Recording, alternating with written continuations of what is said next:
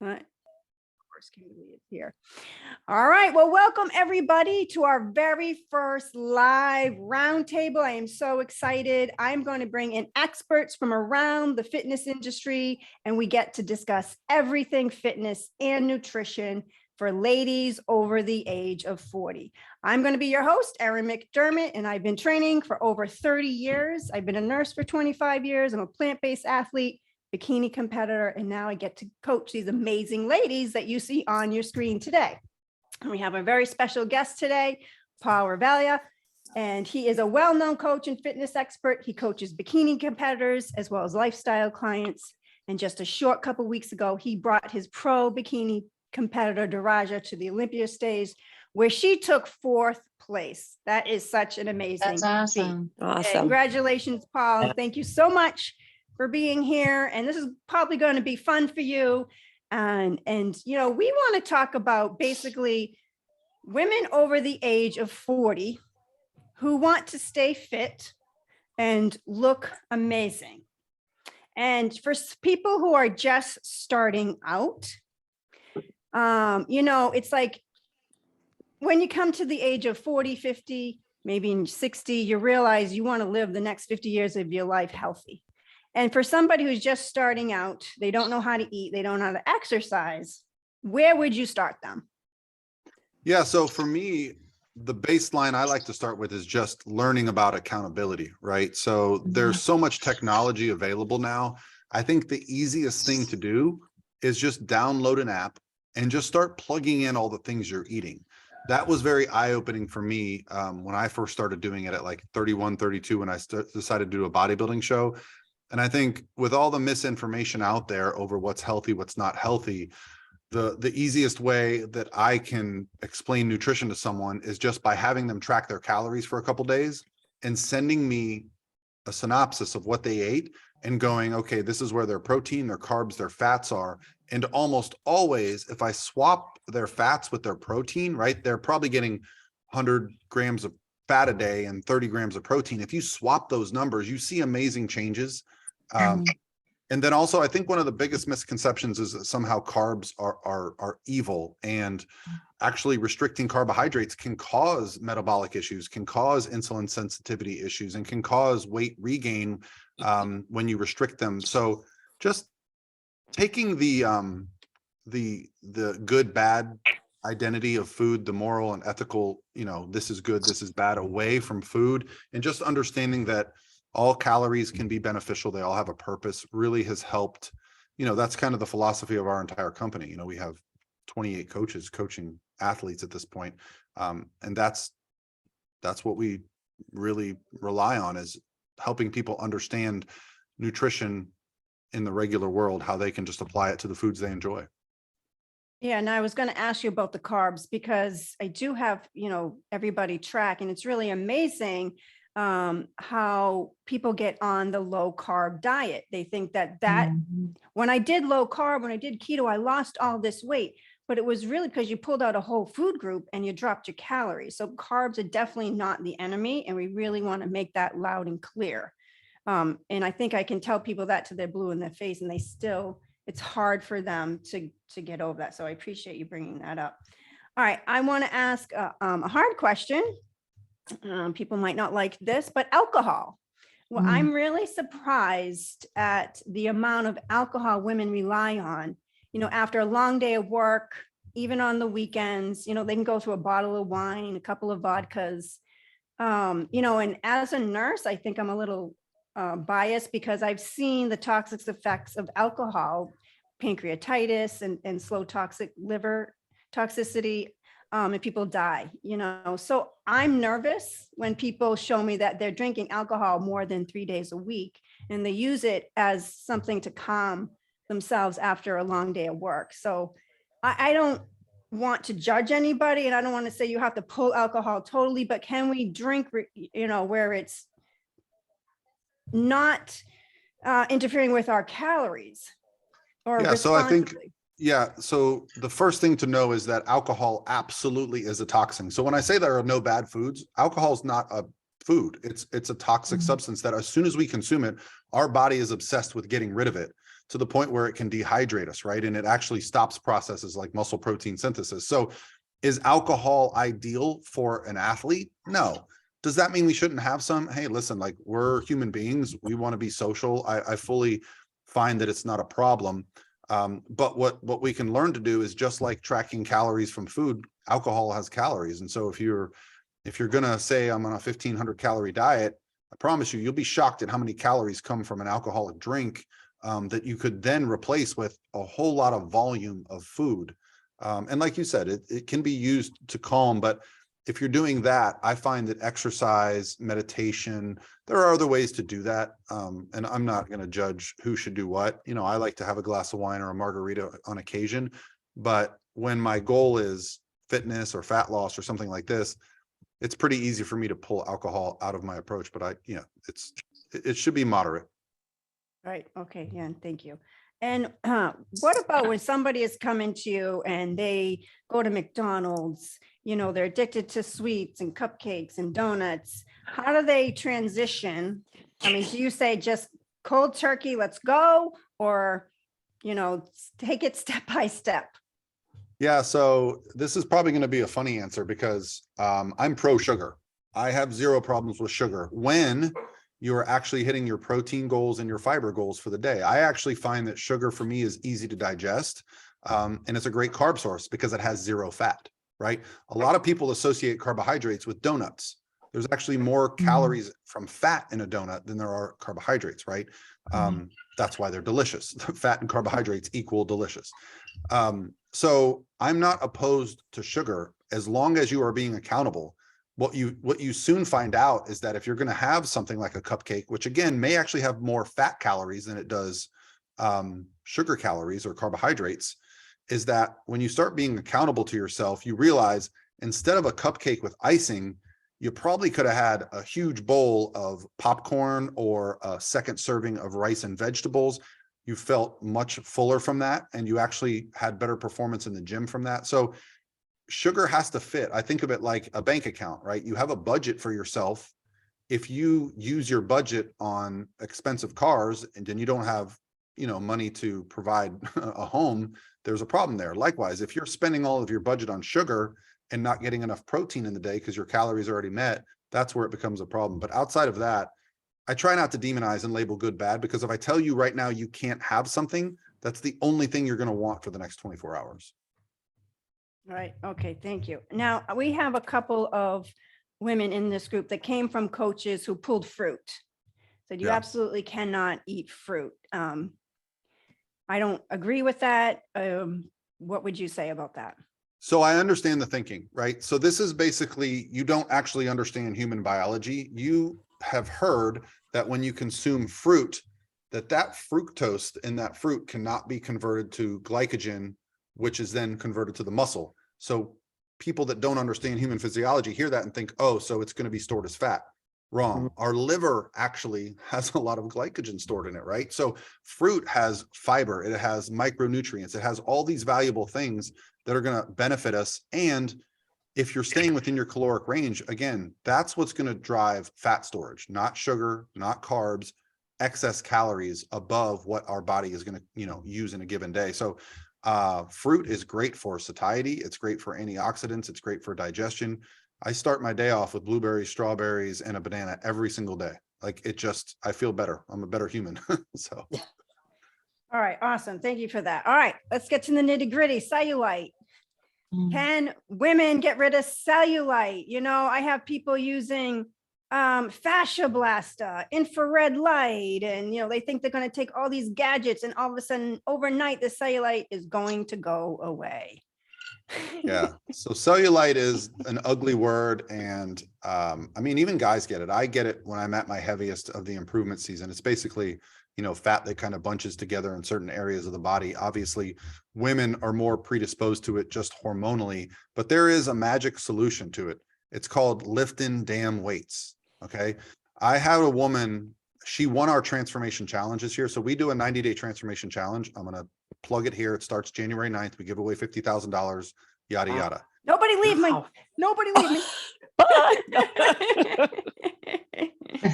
This woman that won had so much cellulite on her lower body, and literally it was gone after. And I asked her what she did differently, and she said, I stopped drinking alcohol and I stopped missing workouts.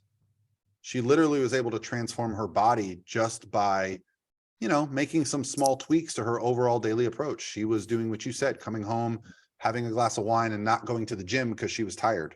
Well, you know, so yeah, I'm not saying it's easy for everybody. But the solution really is eating a little bit more protein, focusing on putting on a little bit more muscle, and then ultimately just losing body fat, because your body will break down that fat and use it for fuel once you get to that place, you know, where the body is using it. So it's a multifaceted thing, but I think the biggest thing is lifting, and lifting with intensity in the gym. Yes, that's awesome. That leads me to my next question about muscles and how important muscle is, especially for the older athlete. And is it possible for women over 40 to build muscle? Yeah, so losing muscle as we age, that's in, you know, in exercise physiology, that's called sarcopenia. That is literally the #1 cause of issues later in life related to our health and well-being, right? You fall, you break your hip, you get injured, you can't move anymore. So it's actually more important to lift weights as we age. It is literally the fountain of youth. It's going to keep you healthy and safe. It's going to prevent you from, you know, having issues with injuries, with, you know, not being able to perform daily tasks. My parents are now in their 70s and they're working out 3 days a week, and they are doing better. My dad's a better golfer now. You know, he likes it because he hits the ball a few yards further. But yeah, you know, I haven't, you know, I'm 47. I've been lifting weights for 30 something years. And so, yes, you can actually continue to add muscle as you age. You know, there is such a thing as training age, right? So the longer you've been training with purpose and consistency, the laws of diminishing return start to impact you. However, you have more muscle because you've been training for 30 years, at least I do. So even though my progress is smaller, it's more significant because it's on top of 30 years. So it can be very exciting for, let's say we take someone, a woman in her 40s who's never really gotten into fitness and starts lifting. You're going to see an immense addition of muscle and change in body composition that first year. And that can continue for the next several years, you know, especially now we're dealing with an era where hormone therapy is common practice. 10 years ago, you were just taking steroids, right? So it's really cool that the science is now catching up with overall health and well-being. Steroids is not a bad word. We are actually able to work with doctors specifically on hormones, specifically on, you know, just being a functioning, happy, long-term, healthy adult. And especially if you want to put on muscle, working with a hormone therapist can help you correct some of those issues. Although I would suggest trying to do it through your lifestyle first and not using that as a Band-Aid. All right. Well, awesome. Well, guys, I have taken up 15 minutes of Paul's time, so I'm going to give it over to you guys. So I know you guys have some questions. So who wants to start? I'll start. Okay. I'm a newbie. Now I used to work out all the time. I turned 60 in July, and yeah, I've just been horrible. So my weight isn't an issue, but my muscle tone is. Yep. So I like that you mentioned the food diary because it was eye-opening for me. I travel a lot for work. I'm on the road a lot, not using it as an excuse, but I'm picking up a lot of, you know, quick bites. I try to be healthy. And then again, you know, I'll have a couple glasses of wine at night because I'm like, well, I'm on the road, need to decompress. But when you look at everything in the food diary, you're like, whoa, like, here's where I could improve. So like you said, the protein is very much lacking in my diet. So my first question would be, and I know it's not ideal. I know protein powder probably isn't ideal and it's best to get it from foods, but can you supplement a diet with protein powder? Would you recommend that? Or I just would love to know your thoughts on that. Yeah, the problem you mentioned is protein is probably the most difficult macronutrient to get, especially when you travel. I go to a competition almost every weekend, and trying to get protein in the airport, it's either beef jerky or something similar. So I don't want to, this is, I'm going to come off sounding like I'm selling something, but I actually created my own protein powder because I am lactose intolerant, and whey protein for me was not an option. So I Mhm. actually have a vegan protein powder through Core Nutritionals. I will actually scoop it, put it in my shaker cup, and put it in my backpack. So when I go through the airport, I can just literally buy a bottle of water or find a water fountain and make my own protein. That keeps you full. And also, muscle protein synthesis only occurs, meaning your body actually creating more muscle tissue, when it's in the presence of enough protein to signal that, right? Mhm. So if you're not getting enough protein throughout the day, 2, 3, 4 times a day, you're limiting your body's ability to add that muscle. Your protein needs actually increase as you age. So at 60 years old, you probably need to be pretty close to around a gram per pound of your goal weight per day, right? So whatever weight you would be like, man, that is my happy weight, whatever pounds that is, hit that per day in protein. You won't be as hungry. You'll notice your body will start to recomp, and you might not need that drink at the end of the day to feel decompressed. Instead, you might go to the hotel gym and do a little workout or take a walk. No, I love that. Yep, that sounds great. And okay, so I wrote that down. It's interesting because you talk to different people, and I follow Erin, and I have been following her for 2 years. And I know, and I had thought that, okay, my body weight is how much protein I should be getting. And if I'm at a quarter of that, It's too high. To me, that's too high. So I think the target is much safer if it's your goal weight, right? And even slightly below that. But, if okay. you're over 100 grams a day, but you're spacing that out into 3 meals, because what happens when you eat a meal, let's say you eat 100 grams of protein in one meal, you just spiked your muscle protein synthesis once that Yeah. day. Yeah. But if you get 33 grams over 3 meals spaced out 5 hours, you spiked it 3 times that day. And that's, Okay. what the bros, were talking about years ago, but science actually proves that there is a benefit to multiple protein feedings throughout the day. And I've noticed with my eating that, I don't, I say, and not a snacker, but I'm more of a grazer where I can't even eat that much. So I try, now in my head, I have to think, okay, get the protein and important stuff in my body before I get full, and, just kind of, like you said, spread it out during the day. So There's actually some companies making some interesting things. If you can handle whey protein, you can get, whey protein like bars. They even have like potato chips that are made with whey protein. So okay, there's clever ways to get your protein that don't have to be boiled chicken, right? I think that's gotcha. kind Yeah. of the stigma. Yeah, because sometimes I'll take hard-boiled eggs on the road, but Yep. they only get you so far. Okay, so I think I took up enough time, but that was very helpful. Thank you. All right, who's next? I have some questions. All right, Lisa. Creatine, Creatine, 5 yeah. grams a day. Is it every day, even when I don't work out? Because I'm doing 6 days a week of working out. L-leucine, L-cysteine, carnitine. Those are the things that I have been listening to. What is the best? I'm 50. Yeah. So plain old creatine monohydrate, Yes. think of it as filling up your gas tank. So creatine works like this. It's not an acute thing. You don't take creatine and immediately notice the difference. It basically accumulates in your muscle cells over the course of several weeks. The reason we benefit from taking creatine as a supplement is because most of us don't get enough red meat. It naturally occurs in red meat. So if you eat a lot of red meat, you probably don't need creatine. However, if you're a vegan or if you don't eat a lot of red meat, creatine will actually improve your muscles' ability to perform and recover, but it saturates. So I would suggest for most of my female clients, 3 grams a day, every day.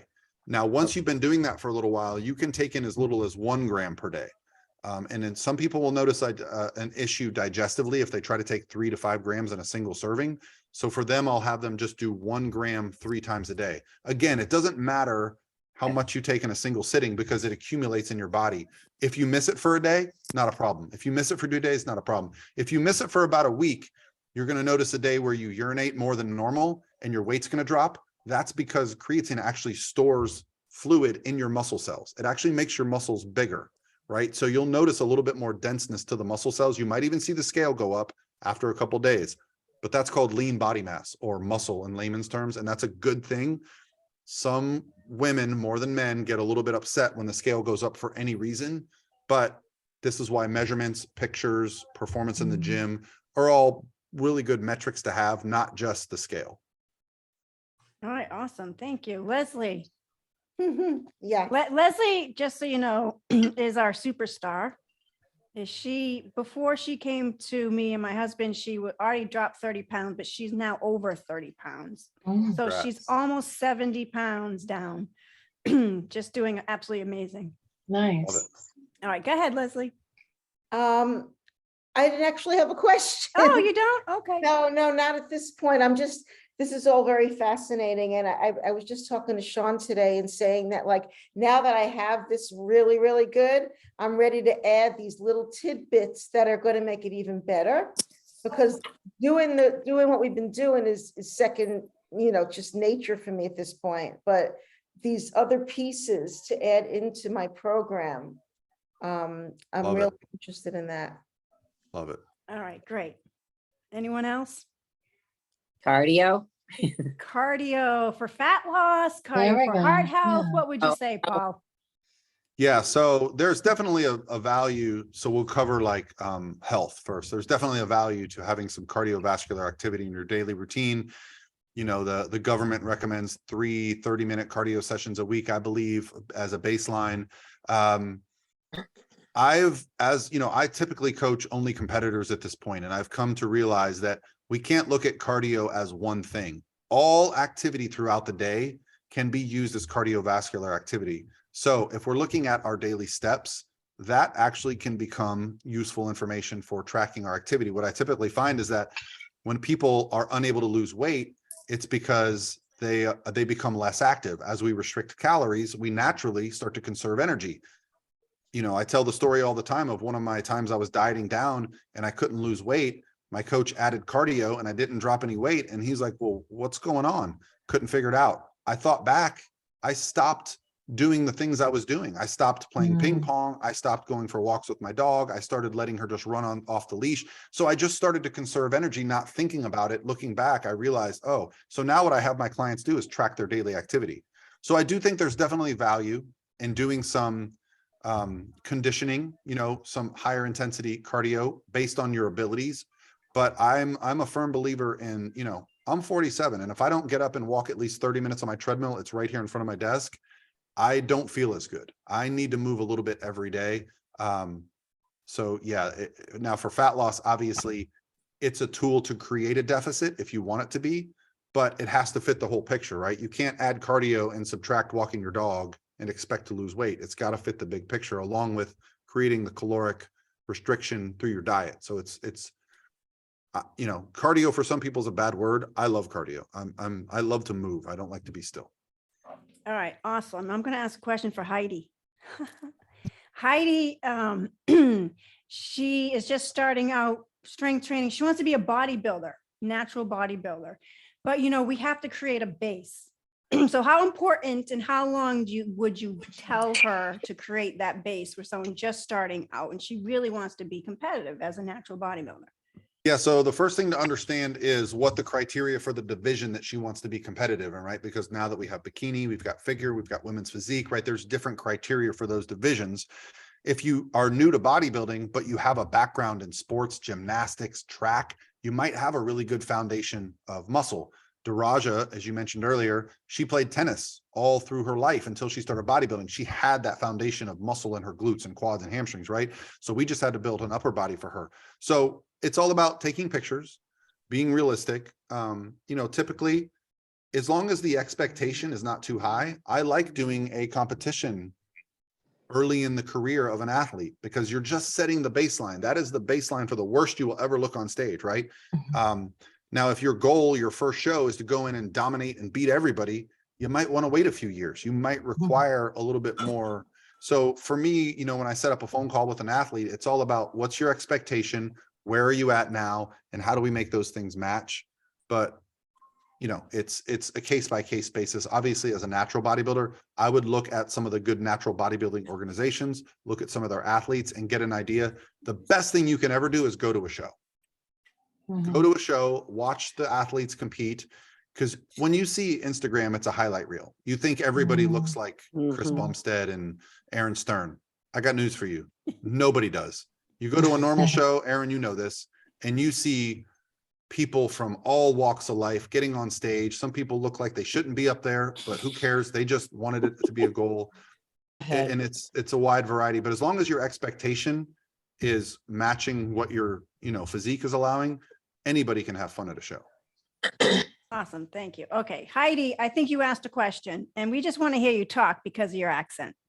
My accent. I mean, Heidi, I mean, Julie. Why I always Julie. get you guys confused because I train you guys together. That's why. All right. Julie, just ask your question. We just want to hear your bloody hell. I had to go get the kids something to eat, so I'm so sorry. So yeah, bloody hell. Anyway, my question, I only started last January. I started working out and I lost 38 pounds, I think, from January to May. And then the second season, which was August to October, I didn't do so well. But anyhow, I watch all these people on Instagram and they are definitely a lot younger than I am, 51. But I watch them and they're in critically amazing shape, but they seem to have get to that place. It seems to have taken about an average of 3 years. And is that normal to obtain a pro card? Will it take, is that generally realistically the average it takes people? That's, yeah. So a pro card with who? Are you talking about an IFBB pro card? Yeah. In what division are you talking about? Bikini? Bikini. Yeah. I mean, a lot of that just comes down to, a lot of coaches don't want to say this, but God gives people gifts, right? Like there are just some people walking around that I could literally walk through the mall, walk up to a girl and be like, I could turn you pro next month, right? They've got shape, they've got muscle. Some people aren't as gifted. So it's hard to give you a timeline and how long it will take to turn pro. And it's a little bit different for everybody. And that journey, that's why I really like competing, because there are so many layers to it, right? You go compete as a true novice, then you can compete as a novice, then you do open, then maybe you qualify for nationals, then you go to nationals, then you try to get first call outs. There's a long process. Yes. On Instagram, you're going to see a highlight reel of people that have done amazing. You're probably not going to see as many people that are like, okay, it took me 7 years to get my pro card. I did 30 shows. But that journey is going to look different for every single person because we're humans. People walk around 7 feet tall. People walk around 500 pounds. Like the human condition is so vast. And I think a lot of times we get caught up going, well, I don't look like that person. You're just not meant to look like that person, but it doesn't mean that your journey through this sport can't be just as great, if not better. Sometimes when things come easy to people, they don't really value it. Brett Contreras always makes fun of me because I don't like the hip thrust and I have a bigger butt than him. And he's obsessed with building his glutes. God just said, you're going to have a booty. I run a sprint, I gain glutes, right? Like that's just the way my physique is set up, my biomechanics, whatever. So you just gotta, I would say if it takes you more than 5 years, yeah, probably it's going to be a tough road. But it just depends on your background, your genetics, how hard you're working, all those things. All right. Well, I think that sums it up, guys. Does anyone have any burning questions before we say goodbye? Leslie? Yeah. All right. Okay. So I currently work out 6 days a week. Two times it's in the gym with Sean. 2 times I do a strength training workout that he designed for me. And then I do cardio 2 times a week. I do have very arthritic knees, which are hopefully going to get better with all this weight loss. But so I take a day off. Is that something that's really necessary? Because I really love getting at least on my bike. I have a recumbent bike.